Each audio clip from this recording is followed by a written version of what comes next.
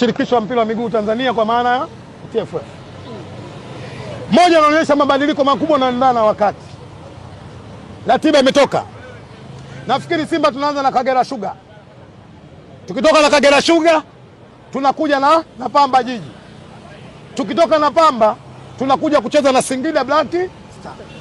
Moja, kabla sijamwagia maua bodi ya ligi, lakini hizi mechi zote Simba anatakiwa kucheza nje na uwanja wake wa nini? Wa nyumbani. Lakini ratiba imezingatia pia kuangalia maslahi mapana ya vilabu hivi. Maana yake unapokwenda kumpangia Simba kwenye kanda moja na kwenda kumaliza mechi zote, hii unamtengenezea mazingira mazuri hata kwenye bajeti ya maisha yake, sio nenda rudi. Hongera sana bodi ya ligi kwa namna ambavyo ratiba ilivyotoka. Najua kuna muda mwingine wanakutana na changamoto bodi ya ligi. Wanaweza wakatoa ratiba, lakini nchi kama nchi kuna mambo yakatokea. Kuna muda mambo yanatokea ambayo yako nje ya uwezo wao. Hatupaswi kuwalaumu bodi ya ligi. Dhamira na nia zao sio hizo kwenda kubadilisha ratiba, lakini kimsingi kwanza tusifie hiki ambacho tumefanyaje, tulichokiona. Lakini nipeleke maneno yangu kwa wana Simba. Tunaanza safari ya mafanikio. Tunaanza safari ya matumaini. Siku moja nimekaa na dada yangu Mama Doris, nimekaa na blaza wangu rais wa Dodoma Juma Katenga, wakanambia ili ukitaka kufanikiwa lazima usimame na msemo unaosema umoja ni jambo jema, utengano ni nini? Tunaweza tukasajili wachezaji wazuri Simba, tunaweza tukawa na management nzuri Simba, tunaweza tukawa na technical bench bora Simba, lakini sisi wana Simba wa chini kama tukuweza kuungana, malengo hayawezi kutimia. Ili malengo ya Simba yatimie, tuwakumbuke wazee wetu akina Yusuf Wazari waliopita. Tuwakumbuke maneno ya kina mzee wetu mzee Kilomoni. Wametengeneza slogan ya Simba wakasema Simba nguvu moja. Tukisimama kwenye slogan ya nguvu moja, kwanza tunakwenda kanda ya Ziwa kwenda kukusanya pointi 9 na goli 12.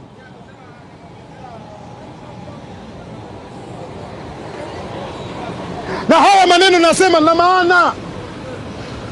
Moja katika ma-influencer ambao hawakurupuki ni Kisugu. Nisikilizeni waandishi wa habari.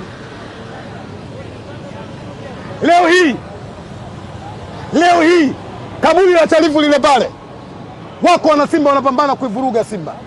Kisugu, mbona mapema hivyo? Wako wana Simba wanaendesha vikao kuibomoa Simba. Wewe mzee unajua maeneo ya kwenu jana Kisutu hakukuwa na mkutano saa 4 asubuhi? Njoo hapo kwenye maiki ukatae.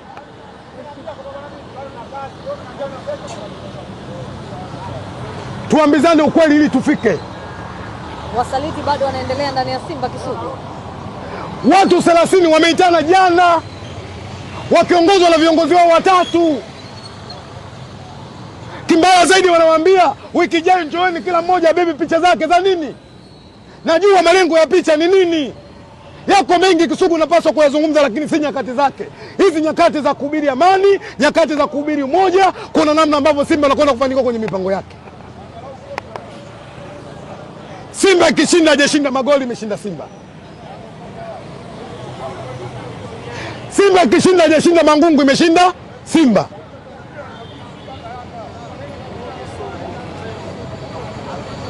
Baya zaidi hichi kikundi kinaonekana kiko kwa ajili ya maslahi, hakiko kwa ajili ya maslahi mapana ya Simba Sports. Walaaniwe.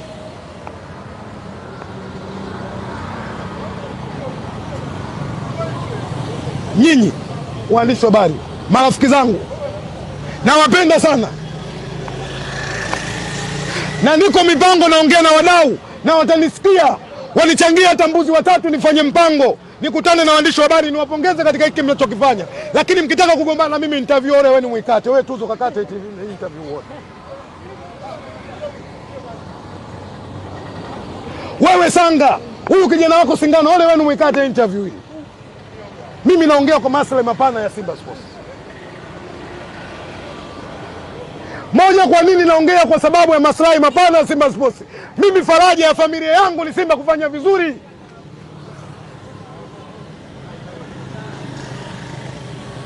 Mimi mwaka jana babangu alikuwa anaumwa, nikakaa naye nyumbani miezi 6, nimemuguza. Alhamdulillah, namshukuru Mwenyezi Mungu, anaendelea vizuri. Siku moja mzee alikuwa anatetemeka sana, presha imempanda, amelala chumbani. Mjukuu wake Farsi Tariki anasikiliza mpira, basi sauti kaiweka kubwa. Mbaraka Mpenja analalamika, anasema huyu ndio Clatous Chota Chama Mwamba wa Lusaka. Mzee alitoka ndani akamuuliza vipi huko, akamwambia baba Mwamba, babu Mwamba kashafanya nini? Kafanya presha ilikatika shehe. Yaani leo Simba ikienda kufanya vizuri, baba yangu presha inatoka, maisha yake yanaendelea, anaenjoy. Leo siwezi kumwacha kizuruda mmoja anayekuja kupambana ili kuhakikisha Simba sifanye vizuri. Akome. Kisugu ni nani huyo? Maana watu wana maswali mengi. Nyakati sahihi ni nyakati za Mungu. Mungu akiniamrisha kutaja nitataja, kwa sababu naamini katika khairi min Allah, shari min Allah. Nyakati sahihi zikifika nitasema.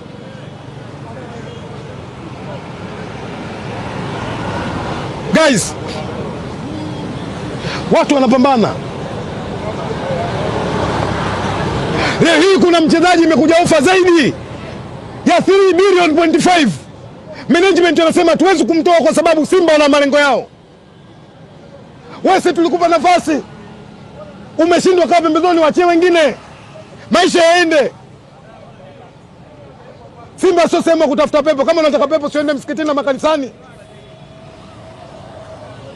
Wanakupeni hela, Simba wanakupeni fomu. Nyinyi kwa nini mnaferi? Uliouliza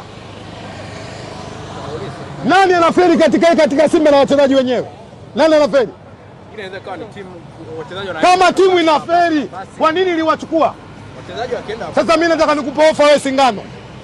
Nataka nikupe wewe ofa Mwanaisha Rukani. Hela yangu ya kula imebakia mfukoni 20,000. Na nikitoa hii wadau watasikia, watanitumia namba yangu, ndio lele nitaokota, maisha yataenda. Wewe niambie mchezaji gani unaamini Simba mzao hajapewa nafasi ili uchukue 20,000? Sawa, Simba Omali. Kaangalia listi ya Simba. Na amepewa thank you. Kaangalia listi ya Simba. Hajapata nafasi. Nasema kaangalia listi ya Simba. Sasa leo natoa mtihani, natoa ofa nyingine. Wewe Omali kwa jezi namba ngapi Simba? Sasa jezi wewe juu utamjua mchezaji. Moja katika vipaji ambavyo naviheshimu sana Rada Kishasambi, mdogo wangu. Na imani alipata nafasi, ni mchezaji mzuri, ni kipaji ambacho Tanzania tunakitegemea, lakini Chasambi anajua kuna muda kwenye timu utacheza na kuna muda kwenye timu hutocheza. Kama ataondoka Simba atapata nafasi sehemu nyingine, na imani atakwenda kuonyesha kipande chake, atakwenda kuipambania, na inshallah kwa Mwenyezi Mungu malengo yake atakwenda kutimia. Kelvin Nation, mkata umeme ndani ya Simba. Nasema kabla hujamfikia Rushaine De Reuck na Ismail Tule, inapaswa umpite Yusuf Kagoma na Kelvin Nation. Moja katika ndoto ambazo zimekwenda kutimia ni hizi. Mara nyingi nilikuwa naota naokota hela nikiamka asubuhi sina.